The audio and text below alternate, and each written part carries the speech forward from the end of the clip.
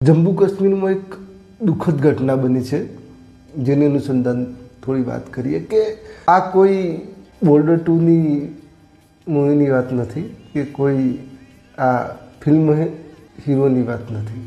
આ જે real hero, જે આપણા આર્મી જવાનોની વાત કરી રહ્યો છું કે જે અત્યારે જમ્મુ કાશ્મીરમાં એક દુઃખદ ઘટના બની છે મિત્રો, કે આપણા આર્મી જવાનોની એક ટ્રક 200 ફૂટની ઊંડી ખાડીમાં પડી જવાથી એમાં 10 જેવા આપણા સૈનિકોના મોત થયા છે, આર્મી જવાનોના, અને ઘણા બધા જવાનો ઘાયલ છે, જે તેમને બચાવ માટેની કામગીરી ચાલુ જ છે.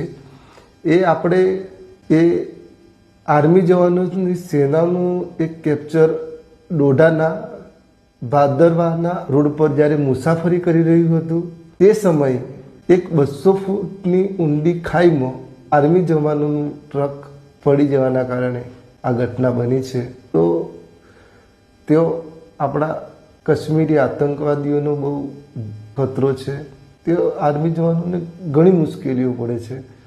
તો આ છે આપણા રિયલ હીરો. માટે આપણે જે આર્મી જવાનો શહીદ થયા છે એમને એક મારા વિડીયોના માધ્યમથી એમને આપણે એક શ્રદ્ધાંજલિ અર્પણ કરીએ છીએ. આભાર. જય હિન્દ.